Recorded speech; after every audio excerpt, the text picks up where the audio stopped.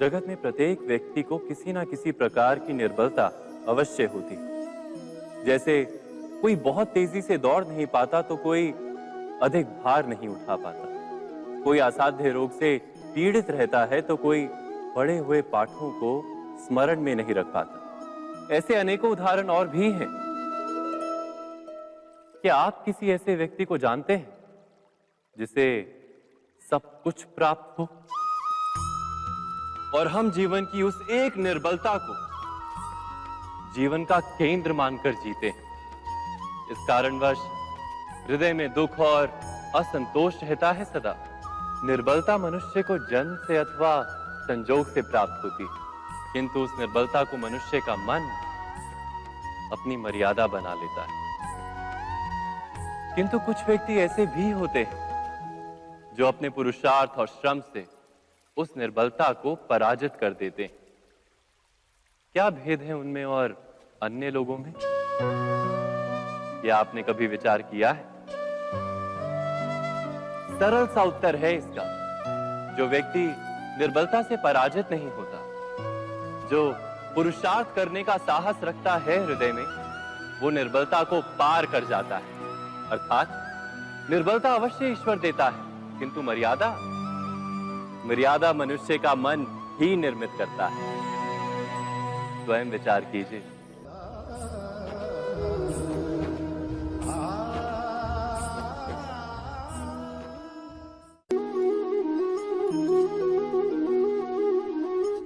भविष्य का दूसरा नाम है संघर्ष। हृदय में आज इच्छा होती है और यदि पूर्ण नहीं हो पाती तो हृदय भविष्य की योजना बनाता है। भविष्य में इच्छा पूर्ण होगी ऐसी कल्पना करता रहता है, किंतु जीवन ना तो भविष्य में है ना अतीत में। जीवन तो इस क्षण का नाम, अर्थात इस क्षण का अनुभव ही जीवन का अनुभव। पर हम ये जानते हुए भी इतना सा सत्य समझ नहीं पाते। या तो हम बीते हुए समय के स्मरणों को घेर कर बैठे रहते, या फिर आने वाले समय के लिए हम योजनाएं बनाते रहते हैं और जीवन जीवन बीत जाता है। एक सत्य यदि हम हृदय में उतार लें कि ना हम भविष्य देख सकते हैं, ना ही भविष्य निर्मित कर सकते हैं, हम तो केवल धैर्य और साहस के साथ भविष्य को आलिंगन दे सकते हैं, स्वागत कर सकते हैं भविष्य का। तो क्या जीवन का हर पल जीवन से नहीं भर जाएगा? स्वयं विचार कीजिए।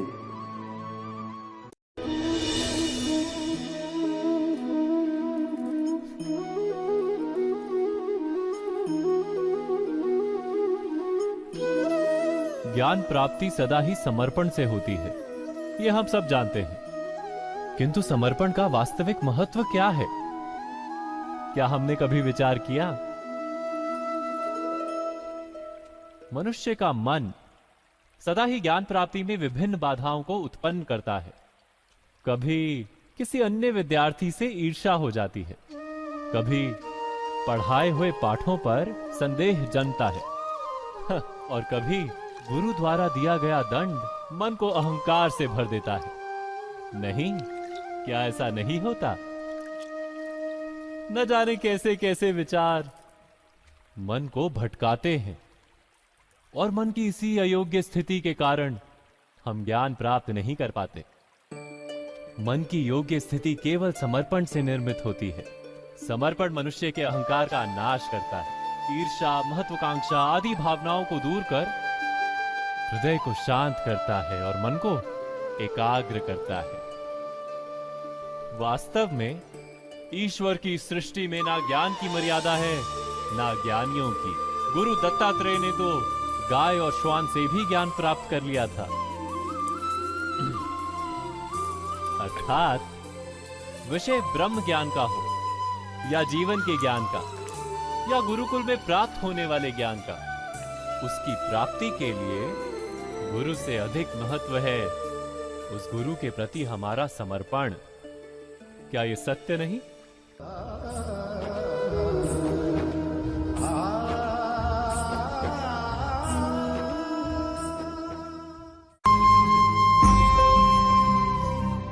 प्रत्येक मनुष्य के जीवन में ऐसा क्षण अवश्य आता है जब सारे स्वप्न, सारी आशाएं, सारे दृश्य ध्वस्त हो जाते हैं। जीवन के सारे आयोजन ही बिखर जाते हैं। एक और धर्म होता है और दूसरी ओर सुख। इसी को धर्म संकट कहते हैं। जब धर्म का वहन ही संकट हो और धर्म का त्याग ही सुख हो।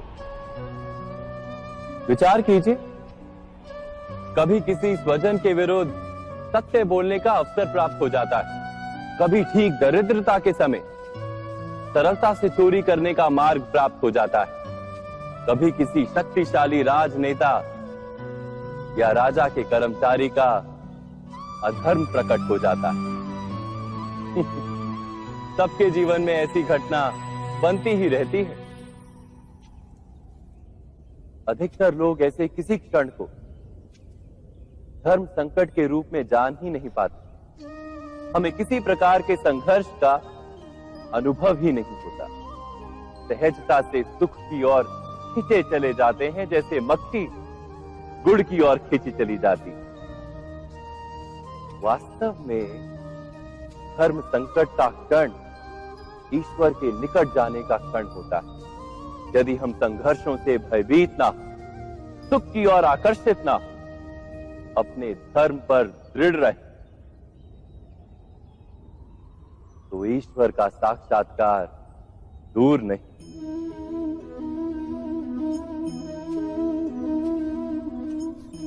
पवन से युद्ध करने वाला पत्ता यदि पेड़ से गिरता है तो भी आकाश की ओर उठता है। पवन से झुकने वाली घास वहीं भूमि पर रह जाती।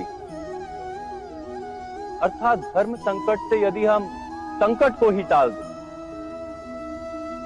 तो सुख तो मिलता है, जीवन बढ़ता है, किंतु क्या चरित्र नहीं टूटता? क्या आत्मा दरिद्र नहीं हो जाती? क्या ईश्वर से अंतर नहीं हो जाता? स्वयं विचार किए।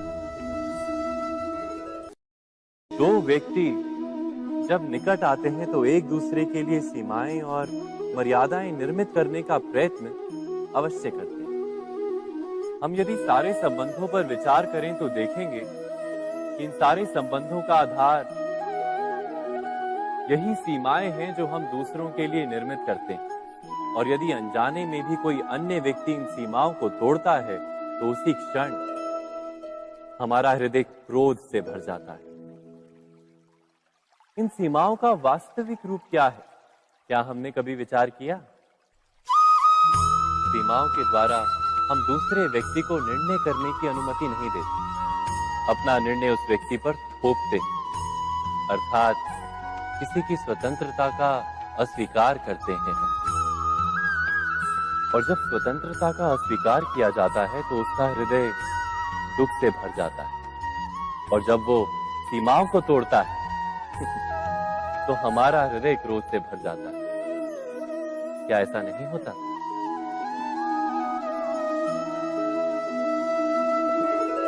पर यदि एक दूसरे की स्वतंत्रता का सम्मान किया जाए तो किसी मर्यादाओं या सीमाओं की आवश्यकता ही नहीं होती। अर्थात जिस प्रकार स्वीकार किसी संबंध का देह है, क्या वैसे ही स्वतंत्रता किसी संबंध की आत्मा नहीं? स्वयं विचार कीजिए। सबके जीवन में ऐसा प्रसंग अवश्य आता है कि सत्य कहने का निश्चय होता है हृदय में, किंतु मुख से सत्य निकल नहीं पाता।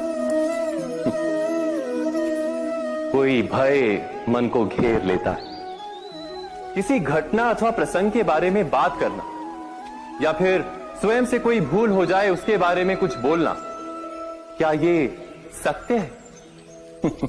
नहीं, ये तो केवल तथ्य है। अर्थात जैसा हुआ था वैसा केवल बोल देना सामान्य सी बात है। किंतु कभी कभी उस तथ्य को बोलते हुए भी भय लगता है। कदाचित किसी दूसरे की भावनाओं का विचार आता है मन। दूसरे को दुख होगा ये भय भी शब्दों को रोकता है। तो ये सत्य क्या है? क्या हमने कभी विचार किया है? जब भय रहते हुए भी कोई तथ्य बोलता है तो वो सत्य कहलाता है। वास्तव में सत्य कुछ और नहीं, केवल निर्भयता का दूसरा नाम है।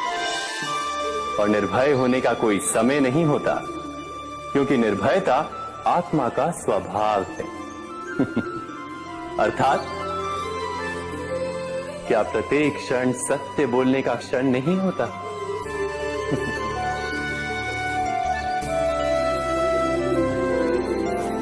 स्वयं विचार कीजिए।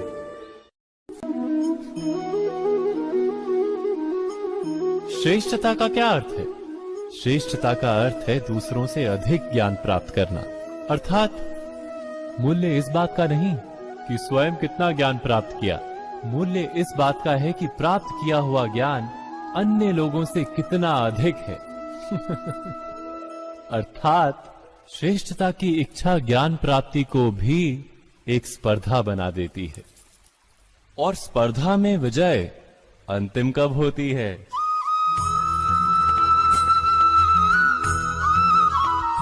कुछ समय के लिए तो श्रेष्ठ बना जा सकता है, किंतु सदा के लिए कोई श्रेष्ठ नहीं रह पाता। फिर वही असंतोष, पीड़ा और संघर्ष जन्म लेता है। किंतु श्रेष्ठ बनने के बदले यदि उत्तम बनने का प्रयत्न करें तो क्या होगा? उत्तम का अर्थ है कि जितना प्राप्त करने योग्य है वो सब प्राप्त करना, किसी से अधिक पाने की इच्छा से नहीं, मात्र आत्मा की तृप्ति हेतु कुछ प्राप्त करना। उत्तम के मार्ग पर किसी अन्य से स्पर्धा नहीं होती, स्वयं अपने आप से स्पर्धा होती है। अर्थात उत्तम बनने का प्रयत्न करने वाले को देर अबेर सारा ज्ञान प्राप्त हो जाता है, बिना प्रयत्न के ही वो श्रेष्ठ बन जाता है। किंतु जो श्रेष्ठ बनने का प्रयत्न करता है वो श्रेष्ठ बने या ना बने, उत्तम कभी नहीं बन पाता।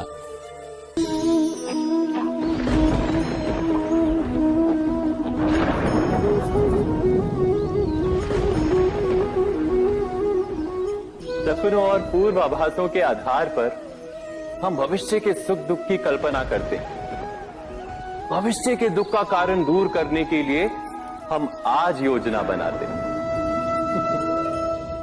किंतु कल के संकट को आज निर्मूल करने से हमें लाभ मिलता है या हानि पहुंचती है? ये प्रश्न हम कभी नहीं करते। सत्य तो ये है कि संकट और उसका निवारण साथ जनते हैं, व्यक्ति के लिए भी और सृष्टि के लिए भी। नहीं, आप अपने भूतकाल का स्मरण कीजिए, इतिहास को देखिए, आप तुरंत ही ये जान पाएंगे कि जब जब संकट आता है तब तब उसका निवारण करने वाली शक्ति भी जन्म लेती है। यही तो जगत का चलन है। वस्तुतः संकट ही शक्ति के जन्म का कारण है। प्रत्येक व्यक्ति जब संकट से निकलता है तो एक पद आगे बढ़ा होता है, अधिक चमकता है, आत्मविश्वास से अधिक भरा होता है, न केवल अपने लिए अपितु विश्व के लिए भी। क्या ये सत्य नहीं? वास्तव में संकट का जन्म है एक अवसर का जन्म, अपने आप को बदलने का अवसर, अपने विचारों को ऊंचाई पर करने का अवसर, अपनी आत्मा को बलवान और ज्ञान मंडित बनाने का अवसर। जो ये कर पाता है उसे कोई संकट नहीं होता, किंतु जो ये नहीं कर पाता वो तो स्वयं एक संकट है विश्व के लिए। विचार कीजिए।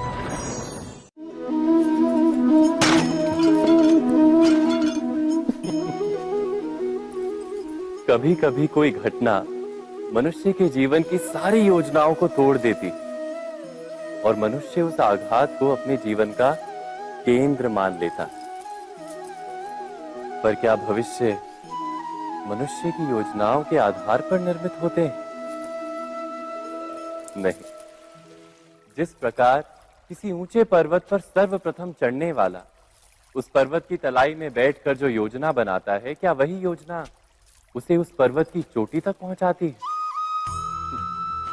नहीं। वास्तव में वो जैसे जैसे ऊपर चढ़ता है वैसे वैसे उसे नई नई चुनौतियां, नई नई विडंबनाएं, नए नए अवरोध मिलते हैं। प्रत्येक पद पर वो अपने अगले पद का निर्णय करता है। प्रत्येक पद पर उसे अपनी योजनाओं को बदलना पड़ता है। कहीं पुरानी योजना उसे खाई में ना ढकेल दे। वो पर्वत को अपने योग्य नहीं बना पाता, केवल स्वयं को पर्वत के योग्य बना सकता है। क्या जीवन के साथ भी ऐसा ही नहीं? जब मनुष्य जीवन में किसी एक चुनौती को, एक अवरोध को अपने जीवन का केंद्र मान लेता है, अपने जीवन की गति को ही रोक देता है, तो वो अपने जीवन में सफल नहीं बन पाता और ना ही सुख और शांति प्राप्त कर पाता। अर्थात जीवन को अपने योग्य बनाने के बदले स्वयं अपने को जीवन के योग्य बनाना ही सफलता और सुख का एकमात्र मार्ग नहीं। स्वयं विचार कीजिए।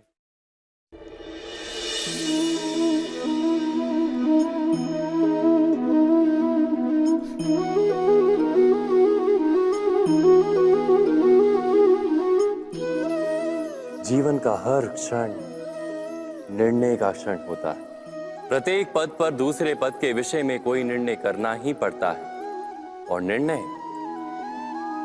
निर्णय अपना प्रभाव छोड़ जाता है। आज किए गए निर्णय भविष्य में सुख अथवा दुख निर्मित करते हैं, ना केवल अपने लिए, अपने परिवार के लिए भी, आने वाली पीढ़ियों के लिए भी। जब कोई दुविधा सामने आती है तो मन व्याकुल हो जाता है, अनिश्चय से भर जाता है।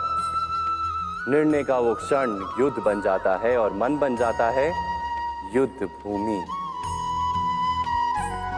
अधिकतर निर्णय हम दुविधा का उपाय करने के लिए नहीं, केवल मन को शांत करने के लिए लेते हैं। पर क्या कोई दौड़ते हुए भोजन कर सकता है? नहीं। तो क्या युद्ध से जूझता हुआ मन कोई योग्य निर्णय ले पाएगा? वास्तव में शांत मन से जब कोई निर्णय करता है तो अपने लिए सुखद भविष्य बनाता है, किंतु अपने मन को शांत करने के लिए जब कोई निर्णय करता है तो वो व्यक्ति भविष्य में अपने लिए कांटों भरा वृक्ष लगाता है। स्वयं विचार कीजिएगा।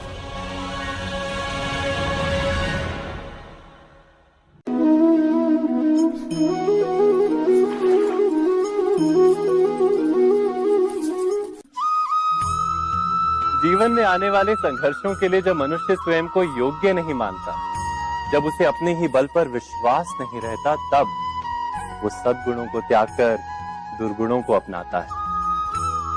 वस्तुतः मनुष्य के जीवन में दुर्जनता जन्म ही तब लेती है जब उसके अंतर में आत्मविश्वास नहीं होता। आत्मविश्वास ही अच्छाई को धारण करता है। ये आत्मविश्वास है क्या?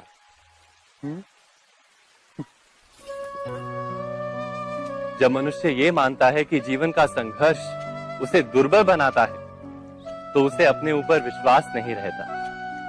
वो संघर्ष के पार जाने के बदले संघर्ष से छूटने के उपाय ढूंढने लगता है। किंतु जब वो ये समझता है कि ये संघर्ष उसे अधिक शक्तिशाली बनाते हैं, ठीक जैसे व्यायाम करने से देह की शक्ति बढ़ती, तो प्रत्येक संघर्ष के साथ उसका उत्साह बढ़ता है। अर्थात आत्मविश्वास और कुछ भी नहीं, मन की स्थिति, जीवन को देखने का दृष्टिकोण मात्र है। और जीवन का दृष्टिकोण तो मनुष्य के अपने वश में होता है। स्वयं विचार कीजिए।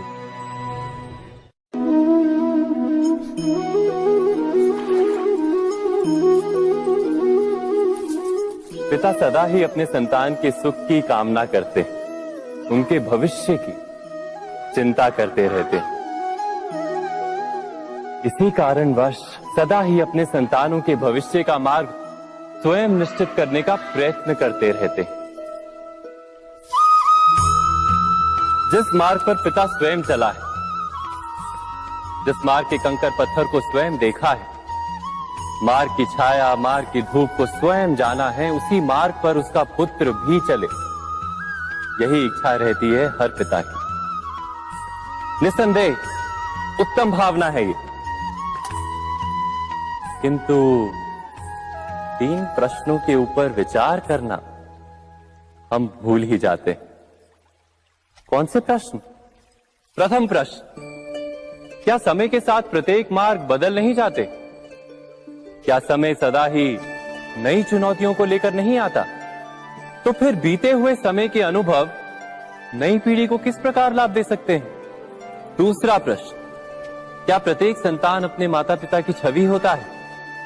हाँ, संतानों को संस्कार तो अवश्य माता पिता देते हैं, किंतु भीतर की क्षमता तो ईश्वर देते हैं।